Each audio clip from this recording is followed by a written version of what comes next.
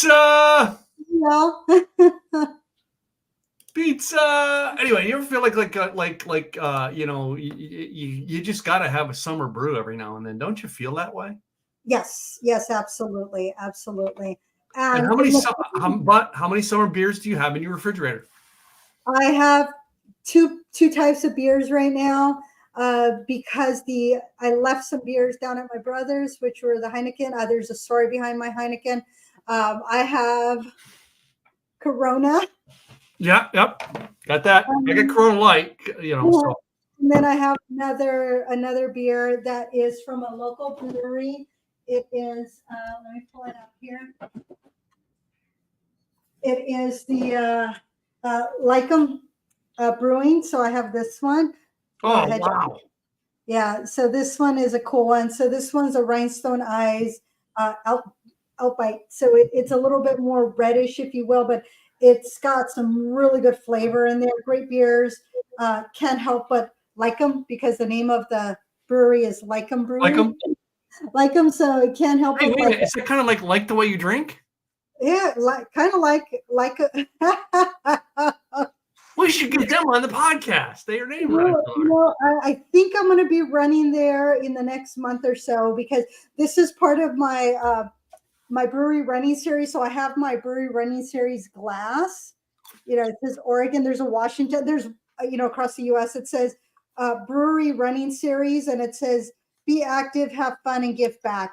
So all the runs will always give back to a local charity. Mm-hmm. So I had to pull out my my brew running series glass because beer. I didn't bring a glass in. I guess I'm gonna have to drink out of the bottle. I didn't bring a glass in today. Damn it.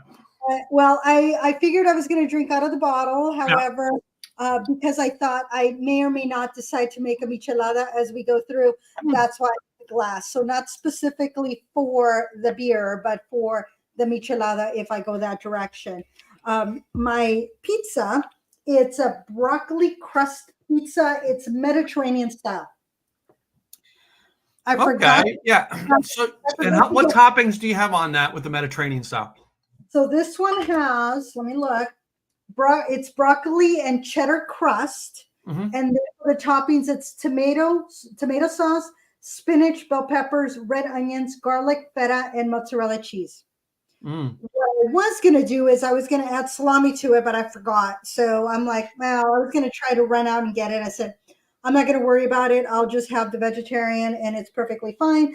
And then, of course, I made a cute little salad to go with it because you need some crunchies in there. I should have made a salad. Darn it. I didn't. So.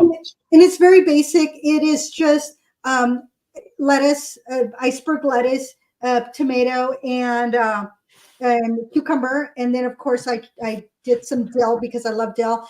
And then I made homemade ranch, from the Hidden Valley, make your own from home. So you get to make it and you know exactly what's in it. You get to use your own mayo and your own milk. So that's kind of my little salad because I thought I need a little crunch of some sort. So today it's this is gluten-free. Oh, okay. Yeah. So that was kind of nice. Finding a gluten-free pizza in the store. You ever notice that most of the time you're either going to have to find a non-commercial, non-big name brand, right? Yeah. Or you're going to find something that you're like, all right, this tastes like cardboard. Let me put, Yeah. So Open Nature, they also have a cauliflower. And I got introduced to broccoli crust by one of my friends from the gym for like 10 months. I think it was a 2018. I think it was.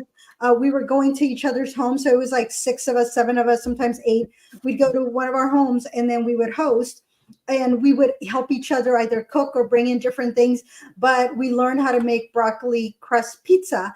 And it was absolutely delicious. But there is a particular one that was launched in 2018 in the stores, and then Trader Joe's also started theirs in 2017. So Trader Joe's, I believe, started with cauliflower, and then they moved on to the broccoli. And then there was another one that was that they're talking about gluten-free, MSG-free, trans fat. Retailed for about $9 for a 14 ounce pizza. And then they wanted to send it off to Albertsons, Safeway, Sprouts, your Kroger's, if you will. And it was spinatos. So they wanted something that they wanted people to be excited for, and because broccoli is a well-liked vegetable, they figured it would be well, it's got to be better liked than cauliflower, because, you know what I mean? Yeah, well, I did do cauliflower. It's also gluten-free. That launched in Trader Joe's in 2017, and then they moved into the broccoli one. So this is sitting. So we'll see if I still have more. And so I went with, I believe mine is a Little Baron's pizza.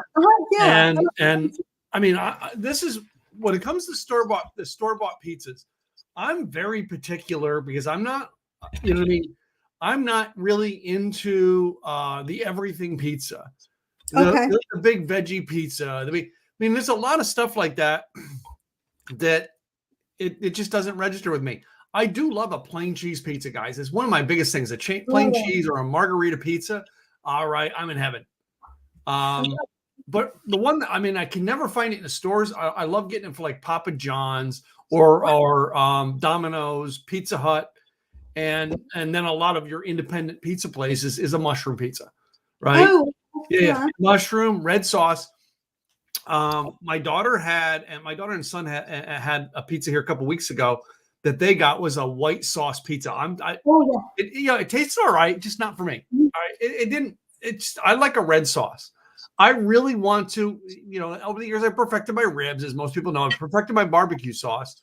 I want to perfect a good red sauce and a good pizza dough of my own. So I want to get my own pizza oven. So anyway.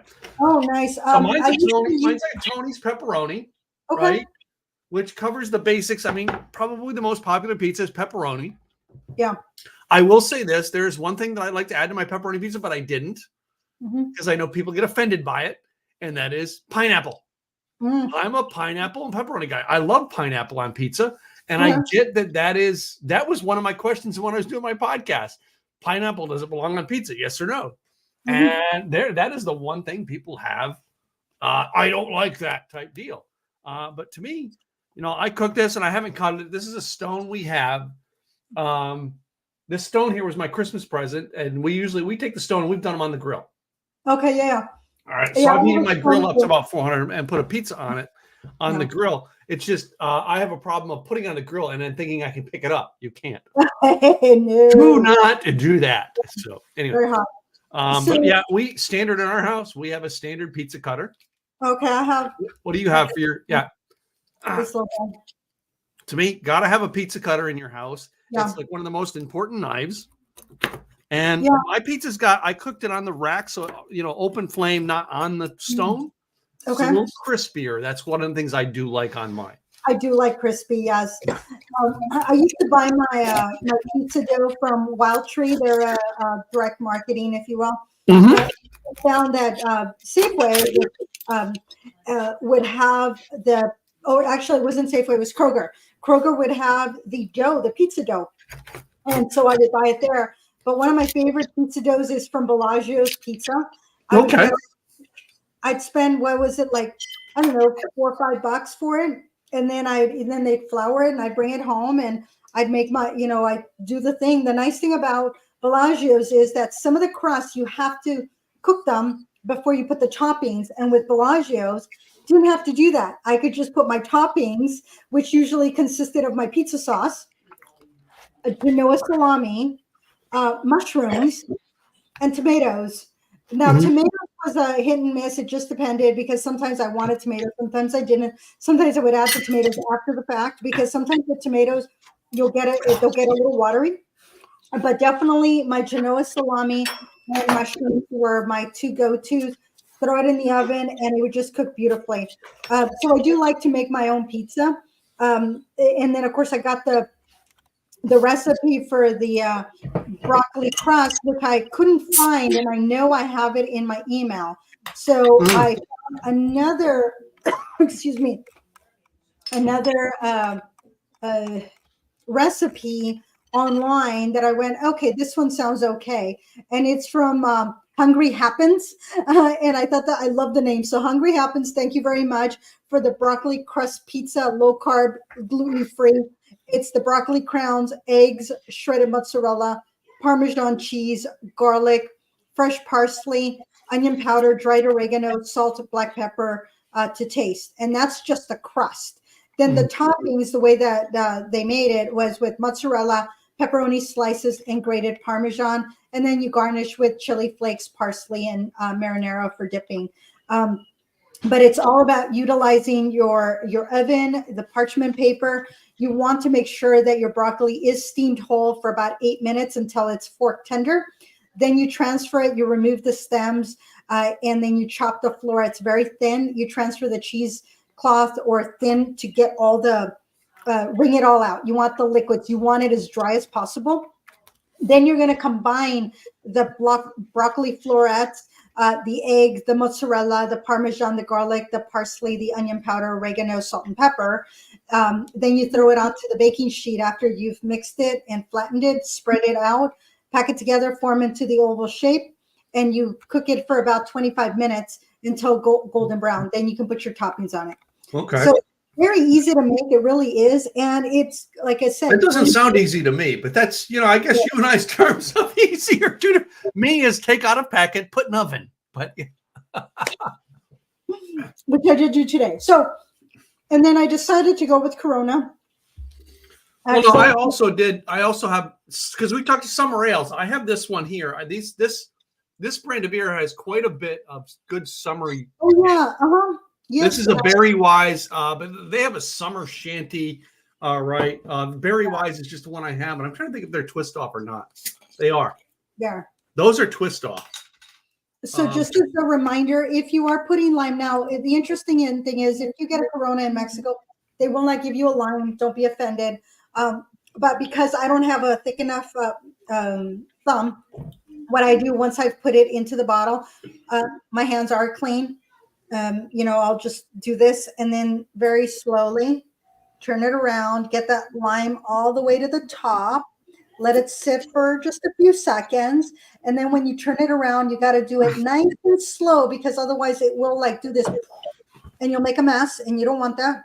Yeah, it does. It does tend, I just spritzed the corner of my screen. Yeah. Because it got a little loose. You can kind of hear it, and so you can see that it does do it. And it comes right back up. Yep. But you've now put all the lime flavor through it. Yep. To me, and it is an American thing, I can't have a Corona without a lime. Yeah, and that's okay. So the history behind Corona, there is history. So in case y'all didn't know, there's a lot of information that no lime in Mexico is one of the things, but it was Corona Extra was first brewed in 1927 by Grupo Modelo, the makers of Modelo. Corona Extra was first founded in 1925 in Mexico City, and then it was brewed in 1927. And then it wasn't until 1933 that Corona Extra was exported to the U.S. Lime, again, rarely used in Mexico, and it's mainly a U.S. thing. So don't expect to get it. If you ask for it, they'll give it to you and they'll look at you kind of weird. Corona means crown, in case you didn't know that. And the coronita, or the little crown, so it does have a crown there.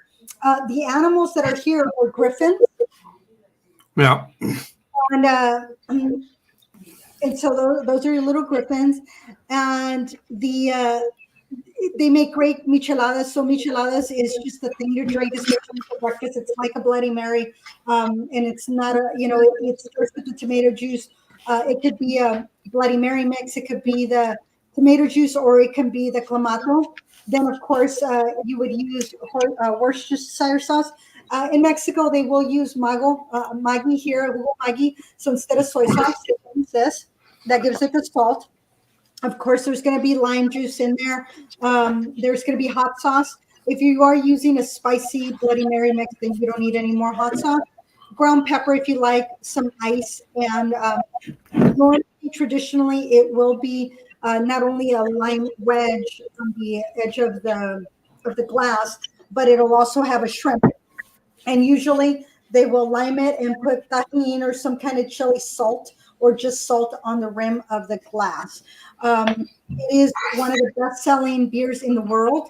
And both Corona Extra and Corona Light are both pale lagers with 4.5% alcohol by volume. Only Corona Extra does have a little bit more flavor. Constellation brand does own the Corona beer here in the U.S. They also own Pacifico and Modelo and Svedka, which is a Swedish whiskey. But the company that brews the beer in Mexico, Grupo Modelo, is owned by none other than Anheuser-Busch a beverage. So that's some of the information from Corona. And so Corona was first brewed 2733, came to the U.S. And in 1976, there was a lot of resistance with the Mexican beer. In 1988, it became the best-selling imported beer in the U.S. 1990, Corona became Mexico's largest best-selling beer. And 2013 is when Anheuser-Busch and Grupo Modelo merged and Constellation Brands acquired the U.S. rights. So that is a little bit of the history. But Cervecería Modelo originated back to 1877. And then it wasn't until 1922 that a German brewmaster joined Corona or joined Modelo, which then brought forth Corona. So there's a lot of history there that I thought was pretty cool. And it's I believe it was Corona, because Modelo's been number one for the longest time, and Corona just surpassed a domestic beer. I forgot if it was, but one of the Budweisers or such. Corona surpassed them as the number 2 most best-selling. So I have to look that one up. Well, I'm going to say this. I'm going to say this in our podcast. I'm nothing against you if your drink is Budweiser or Bud Light. I don't really think we're ever going to have that on our podcast. I just don't. I have not had a Budweiser, a Bud Light, a Bud Free, a Bud, whatever they are. I've never had anything in the Budweiser line in probably 15 years. It became almost like drinking Jim Beam. You know what I mean? It's just, yes, it's got taste to it. Yes, it is good. It is a quality product, but I want something that's got more of a robustness in its taste. I think that's the word I want, robust. You know what I mean? It's a 1-2 punch in flavor. You know, they have the flavor in there, but the flavor just doesn't give you a pow. You know what I mean? Yeah. And that's what a lot of the beers, Corona is still giving you that pow. So if you're doing porters and stouts, those richer beers, you want a meaty pizza. You want pepperoni, a meat lovers, something that has those sausages in there, something spicy. That would be great. If you have an IPA, that's another one with meat pizza, because it's going to balance out. It could be a meat lovers. It could be one that has all the veggies and the meats and all just piled on. If you're doing a pale ale or a pilsner, then you can do like a chicken pizza or a veggie pizza. So it's a little bit lighter. So just like you can pair your wine or your whiskeys, you can also pair your beer. So it is just one of those things that it's truly, what do you enjoy? What do you like? Because pizza has been around for a long time. Beer has been around. There's a whole history. I love watching the foods that made America. There's so much history that I absolutely love it. But I will tell you this berry goes very well with pizza. Oh. My pizza, anyway. I don't know about your pizza, but my pizza, it goes well with. This one, because of the onions, there's a certain sweetness to it. Because of the feta, it gives that saltiness. I'm not missing the pepperoni, and I love my pepperoni pizza. Mm-hmm. I love my meat lovers. I'm just curious to our listeners today, whether you're watching the live or you're watching this on replay, put in the comments today. All right, what do you have on your pizza? What's allowed? What is not allowed on your pizza? Right. This is one thing I've learned is Not everybody's pizza flavor is the same. Even in Right. our house, there, you know what I mean? I could say we're ordering pizza and I've got to order 4 different pizzas. We all like something different. I must say that, and there's only 3 of us. We have to order 4 different pizzas. You can't do half and half?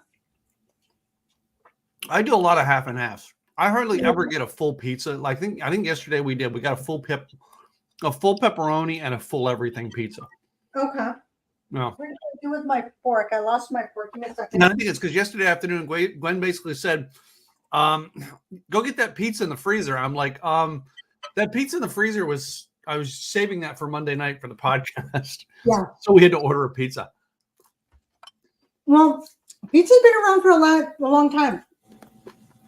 They were consumed in Egypt and Greece and Italy.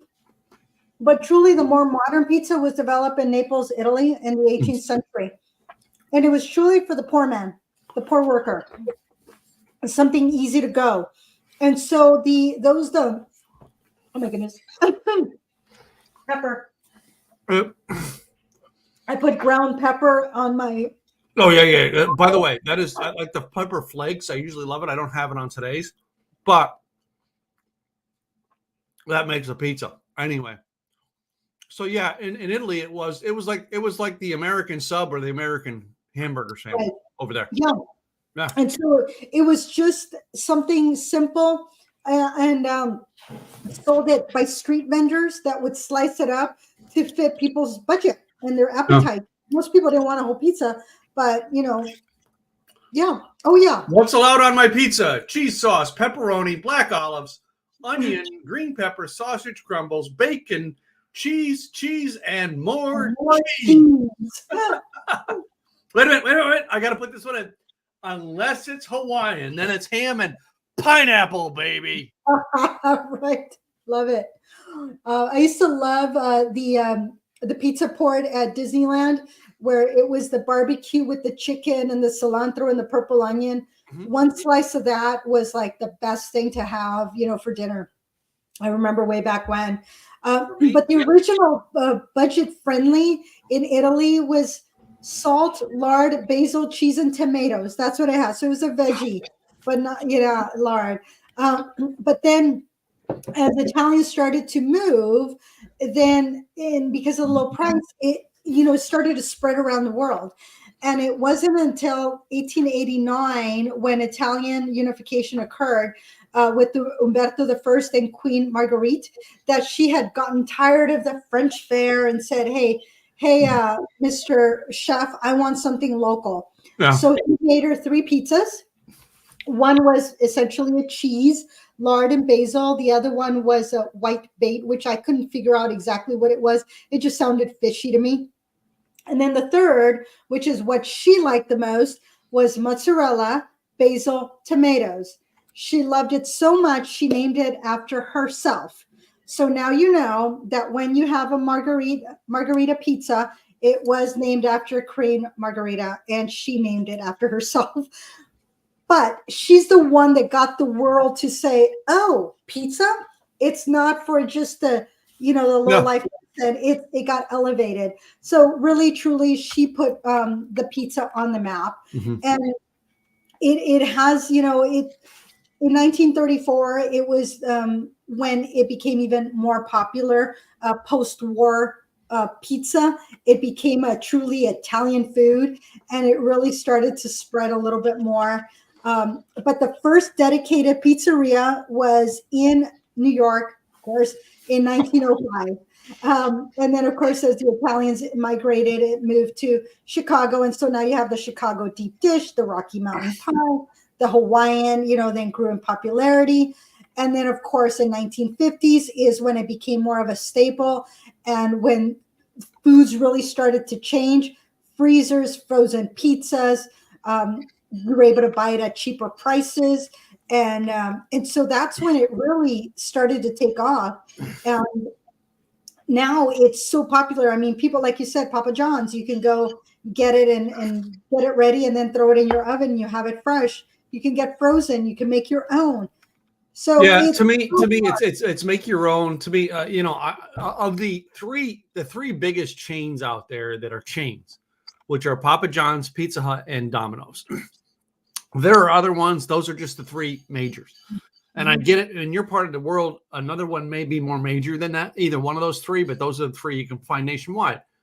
I used to love Papa John's. I don't anymore. To me, it's not my favorite pizza anymore. It used to be. And if you don't know, my story is one of my blog posts in 2011 was about how I wanted to meet John from Papa John's Pizza.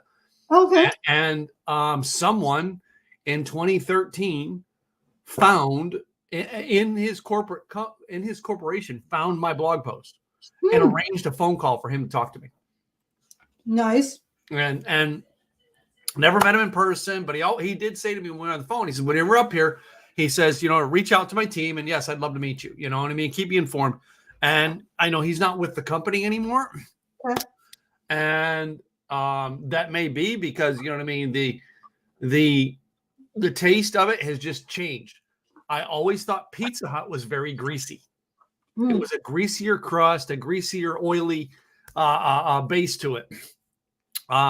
Never really was into Domino's pizza, but I've had it a lot because most of the places I've lived in America, Domino's was that fast food delivery type deal. My favorite pizzeria as a teenager, I worked for an injection molding factory, and I worked in the engineering department.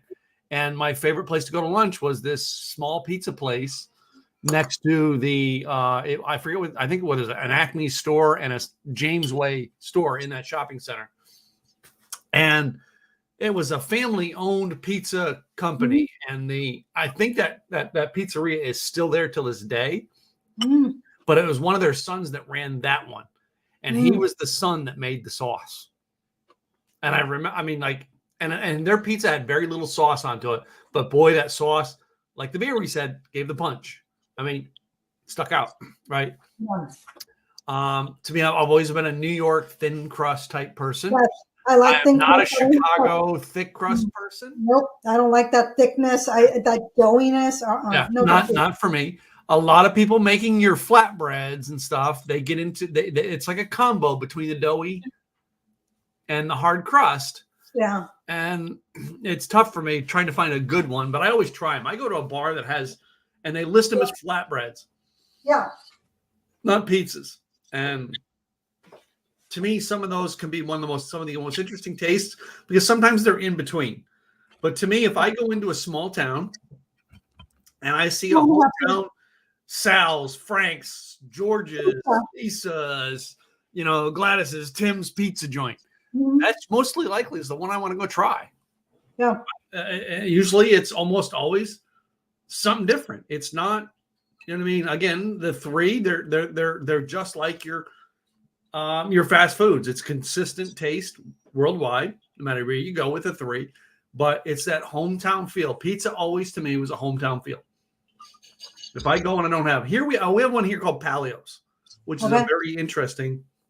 The thing that Palio's does that I don't like, I love their pizza. They have a great flavor, but I believe you cut your pizza into triangles, right? They cut the squares. They do the squares.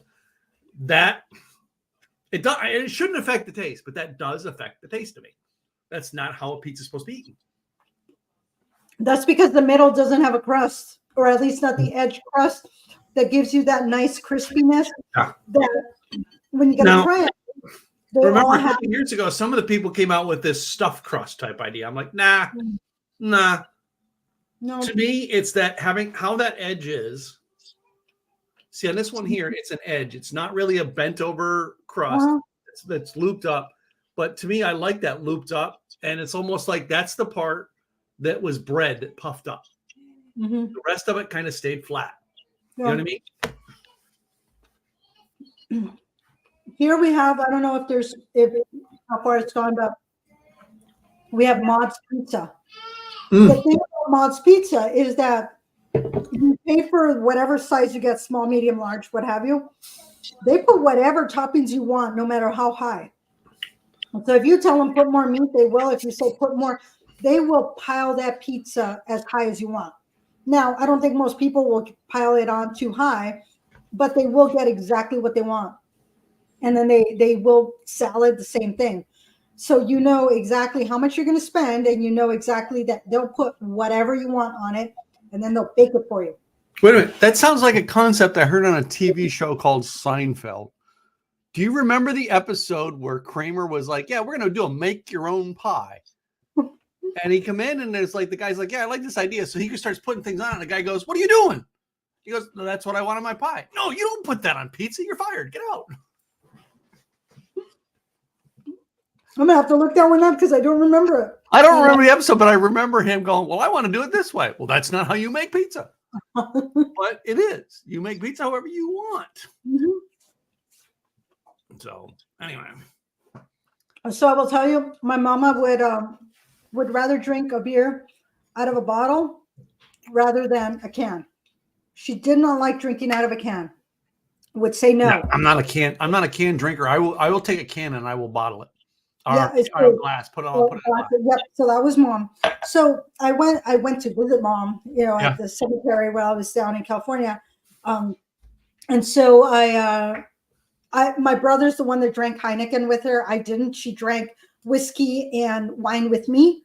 She drank Heineken with my brother. So I went to get her some flowers. And then while I was at the store, I was like, oh, let me take some Heineken. Because usually I would have a whiskey with mom, or, usually whiskey's what I would take, sometimes a beer, but for the most part, whiskey. This time I thought beer.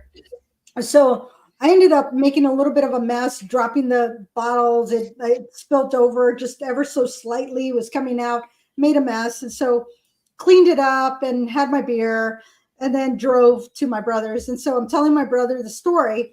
And my brother says, this is non-alcoholic Heineken.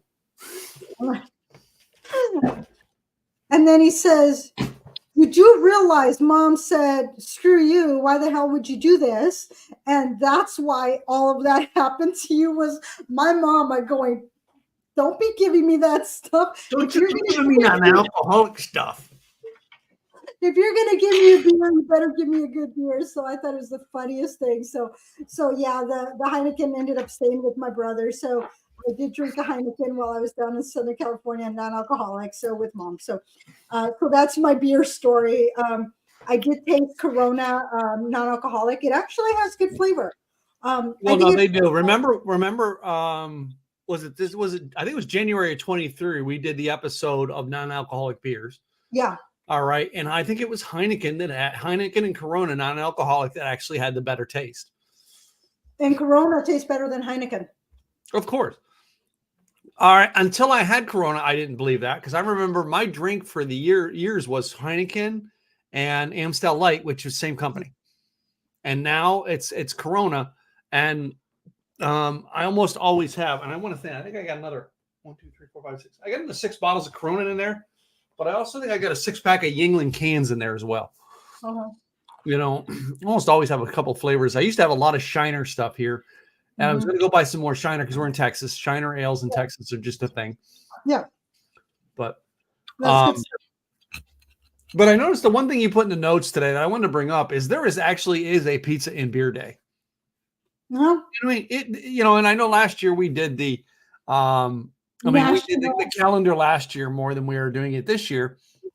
And there's a reason why you find stuff like that and celebrate it. All right. It's something that goes together, which is the purpose of Like the Way You Drinks podcast is we find things that go together. Pizza and beer has just always been one of those things that go together. If I remember back to my teenage years of, we used to go to Pizza Hut and we'd get the pan pizza and the pitcher of beer. I mean, did you do that? No. But I did go to Shakey's Pizza. So, interesting.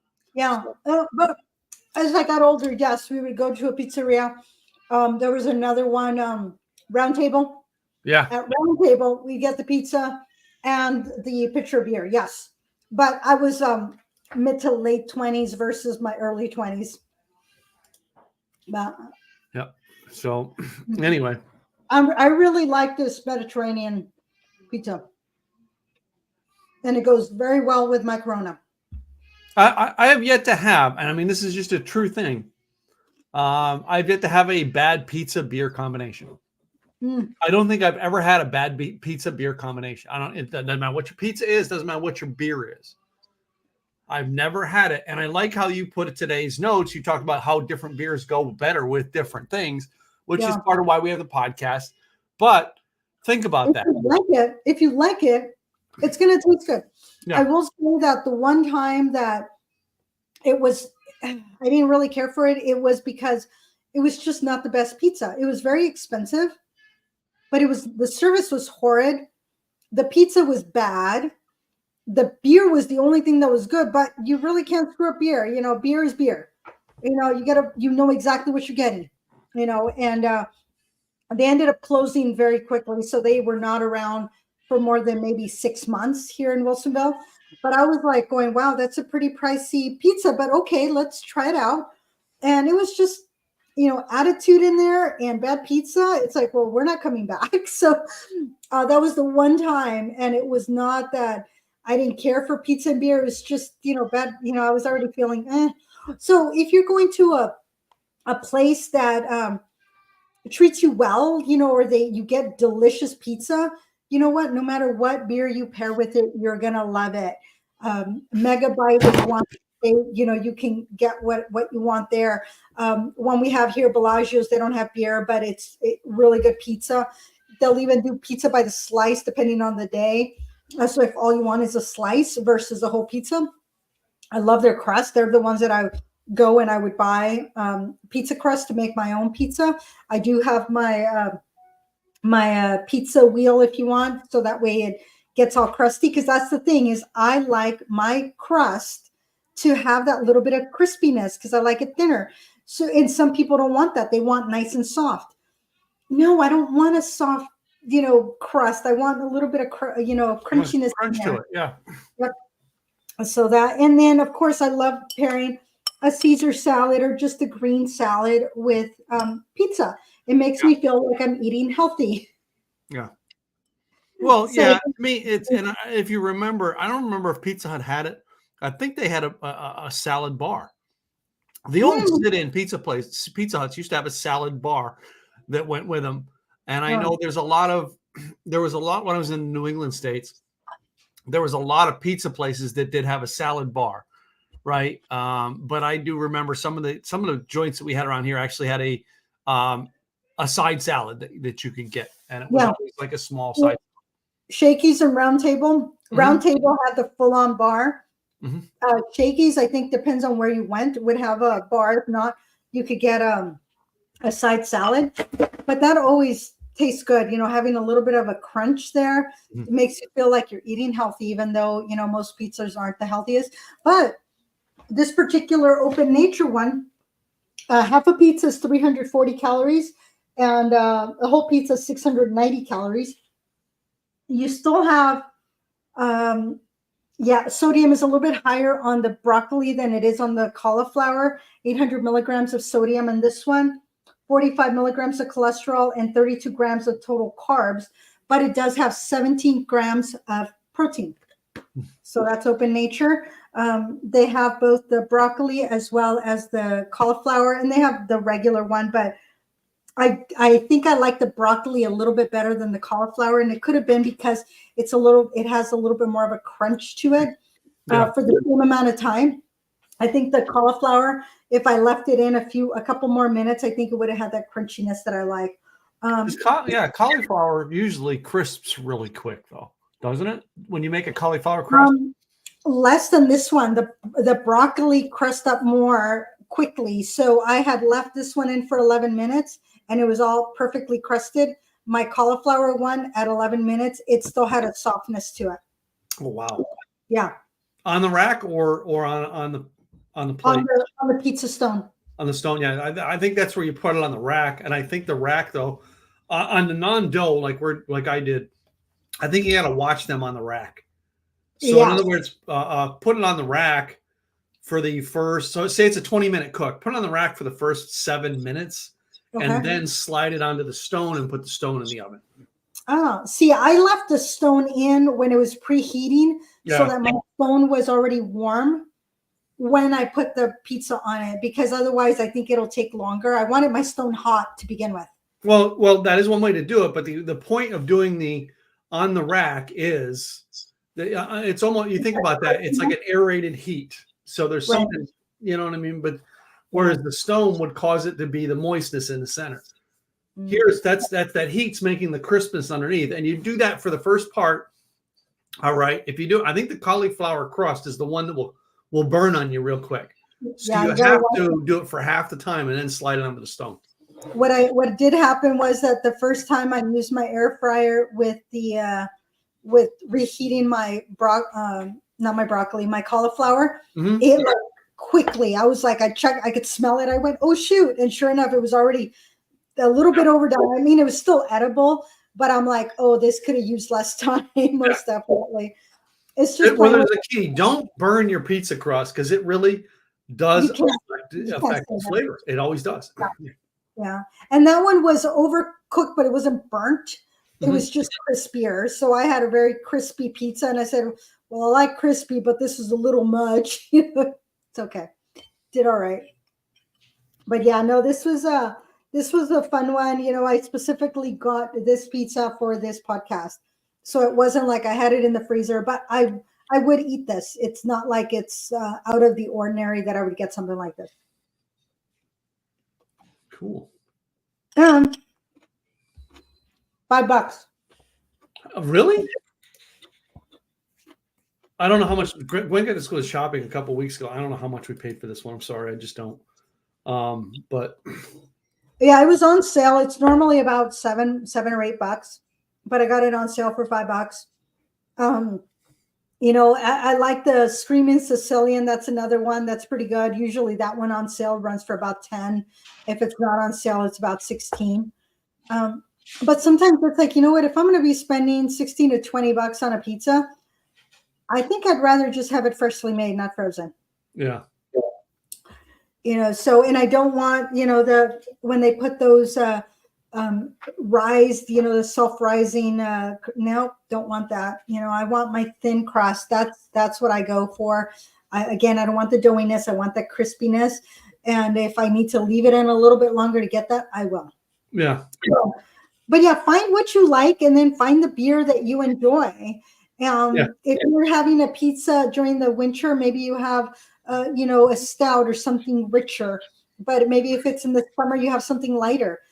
The great thing about pizza and beer is that you can adjust it to your liking, and it's going to taste good no matter what time of year it is, no matter what beer, what pizza. If you enjoy it, it's going to taste good. Do you think it might go with Guinness? Well, it depends. Maybe if we try a very meaty pizza, maybe. Yeah. Maybe the chicken one, you know, but I think that I would think more of a no. I would think if it was Guinness, I would want more of a beefiness. Yeah. And one of those that has all the Omni stuff all on top that just tastes delicious, because you have your sausage and your bacon and your meat, your ground beef and the pepperoni and the bell peppers and the mushrooms. You got everything. If you can put it on a pizza, we're going to call it the Kramer pizza. If you can get the Kramer pizza, that will taste delicious with the Guinness. You all are going to go look up that episode now, aren't you? Yes, I am. I will be watching that tonight. And I thought I had seen all of them, but there's so many.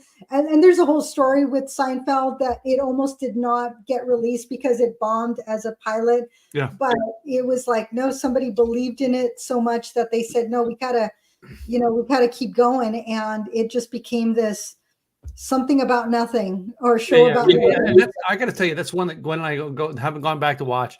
When we're out on the road, almost always there's one TV show we can find everywhere is a Friends episode. Friends kind of like plays everywhere. Right now we're watching How I Met Your Mother. Okay. Which is I'm trying to think. Yeah, there's some food and drink in that too. I should probably should go through some of that anyway. Yeah, they were at the bar all the time. So they're at the bar all the time on that one. Yeah. That one was a hit and miss. There's like sometimes like nope, I had to change it. It's like I'm done. And other times I could watch the whole episode. So that's one that it was not my favorite show to watch really. Friends, I don't think I watched all the episodes, but Seinfeld, when I got into Seinfeld, it was like kind of after the fact where it had already been syndicated and I was watching reruns and I was like going, ooh, I like this. And then I got into the Seinfeld craze and, it was after the fact, but I didn't realize how much people really loved Seinfeld. But I do remember using the reruns, I was able to catch up. So that way, when the finale came around, I was caught up, and saw the finale when it happened. Yeah. So yeah. Anyway. Well, ladies and gentlemen, before we end our podcast today, all right, there is one thing that we're going to actually tell everybody about. And I actually spent a past hour trying to get this working because our website was down for about 3 days and I had issues with it. And I basically just went back to an older system we had to make it work because it was not. Anyway, but the Like the Way You Drink, you go to likethewaytodrink.com. We have an insiders club where you can join and help us choose future episodes, choose future menu items, choose things like that. And working on a survey to go with that so that you guys can actually, you will get a survey on a monthly basis of things you'd like. Anyway, go to likethewaytodrink.com. Must be 21 to join. All right. Because we can't drink with you if you're not 21. Nope. Sorry. No, anyway. Can't. Other than that, all right. So my networking thing this morning, I know you've been gone. We've been gone for 2 weeks, but my networking thing this morning was we're moving to a new location next week. So we go visit the new location and have a drink. The first thing I walk in and go, hey, what do you want? I said, Buffalo Trace. And they're like, oh, okay. We usually don't have somebody ask for that at 11 in the morning. I'm like, well, when we have our meeting here every week, that's the first thing I'm going to ask you for after our meeting's done. Okay, yeah. But I mean, it's interesting because last week I know because you were out, so we kind of decided to put the show on hold. We went to a new restaurant. We have a new Italian restaurant here in town that opened last Monday. Oh, and nice. we were able to go to. It's an Italian restaurant. Had great. We went with our close friends from the coffee shop and my mother, and we all just went out to dinner on what would have been normally our spot. We were sitting in the restaurant. Yeah. Well, you know what? I took my brother took me to Topa Topa. It's a brewery down in Ventura, and I tried one of their nitro beers, which was delicious. And if I had known, I would have bought some ice cream on the way there and had a bowl of ice cream with the nitro beer on top, which would have been absolutely delicious. Yeah, and you can't. They can't can it because of the nitrogen. You can only get it. I mean, they could bottle it, but it just doesn't taste the same. So I took my brother there, and there was some other beers too that we got to taste. So that was a lot of fun.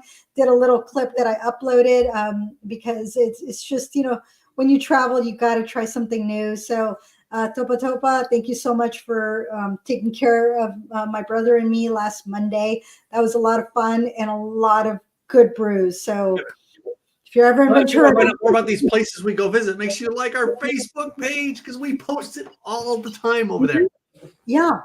And the thing is, this place, unless you know it's there, you don't know it's there because it's in this industrial area. Mm-hmm. And we're going down industrial. And I'm like, where the heck are we going? All of a sudden he turns in and they have this, and I'm like, oh my goodness. And they have music, they have pizza. They will sometimes have taco trucks there, so they do all the things, but they're in an industrial area. And unless you're a local, you don't know about it. And of course, my brother's a local, so he knew about it and got to take me there. Cool. So. Cool. And one more thing before we go is our businesses pay for this podcast every week. So are you still in business? Yeah. Oh, okay. Yeah. I'm still in business. Okay. Just double checking. Yeah, that's. It's funny. It's like people will say, "Oh, wait a minute, you guys. Yeah, well, what do you? I love that. What do you guys do? You just drink on a podcast?" No, actually, we have two businesses. Yes, one of my friends came to visit my office one day, and after a little bit, I'm like, "I go, I love you. I haven't seen you in a bit, but what time are you leaving? I got work to do." She goes, "Oh, you work?" And I'm like, "Yeah, I work. I don't just sit around and do nothing. I seriously." I take care of clients. She's like, "Oh, okay, I'll let you go." I'm like, "Thank you."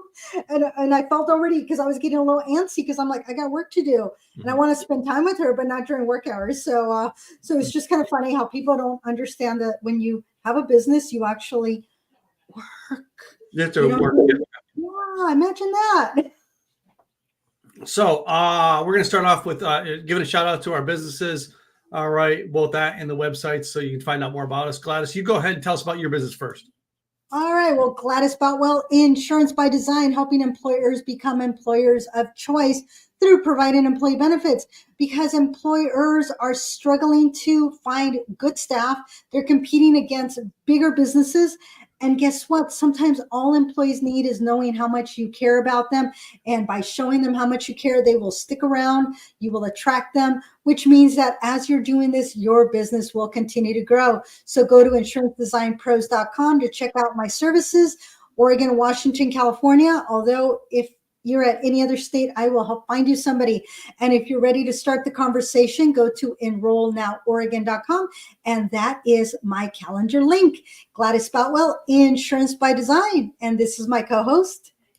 Hey guys, my name is Tim Gillette, and I run a company called Simple Easy Websites. So, I had someone reach out to me just this past weekend and say, hey, Tim, I want you to create just a single page for me, but I got a hosting thing. I got all that stuff for me. How much to do it? To which I said, well, if that's the route you want to go, it's going to cost you 3 times as much. And they're like, why? It's because our business wasn't designed to just make websites. We have a mission. We want to design websites. We want to keep them running for you without you having to maintain them. So in other words, you never have to worry about your website. We got it. You go do what you do. We do what we do. That's our thing. So we build websites that we host. And that is our business model. The reason being is I hated seeing people's websites go down. So I make sure when you work with me, your website never goes down. That's why we do it the way we do it. So simpleeasywebsites.com. You can book a consultation, a review of your website, give you a plan on what you can do over the next year to make it better, make more money with it, generate more leads. Because if it ain't doing those things, ladies and gentlemen, it's not doing its job. 3 clicks or less for online success. That's Simple Easy Websites. Other than that, what else we got? Anything? Thanks to the Hefas for my. You got that lip gloss, don't you? Are they buying? Are they willing to give us lip gloss yet? I don't know if they'll send it to you. I will ask them maybe I don't want to send it to me. I want to send it to you. I'm trying to get something like an eyeglass place that I can get glasses that people don't have glasses on or something. Right? No kidding. Yeah. We both wear glasses. I think we need to get, sponsored by Warby Parker should be sponsoring us. Parker should sponsor us. They should. So maybe, you know what? Maybe, a print company with aprons for us. Oh, yes. I have no issues saying that we, I didn't wear it today, but I do wear my apron. I really do. When I'm at home, I will wear my apron because a lot of times if I'm cooking something here is because I'm gonna make a mess. Versus just eating. Eating is different, but when I'm cooking, I do make a mess. Today was pretty easy because it was pizza and salad, so I didn't worry about it. But if you all notice, when I am here, I do have an apron on. We're gonna have to come up with a way to drink aprons. I think so. Anyway, well, ladies and gentlemen, we're going to wrap up episode 113. We appreciate you guys for tuning in. Make sure you like us on YouTube, Facebook. All right, because those are the places that we broadcast to on a regular basis. We are up on Spotify, Apple, and where you can get your audio podcast. The episodes there will be dropping soon now that we've got everything keyed in with a Spotify again. And we have an Insiders Club again, so go join that, become part of the Insiders Club, and get to know us on a regular basis. Tim Gillette, Gladys Boutwell, we are out. Cheers. Cheers, y'all.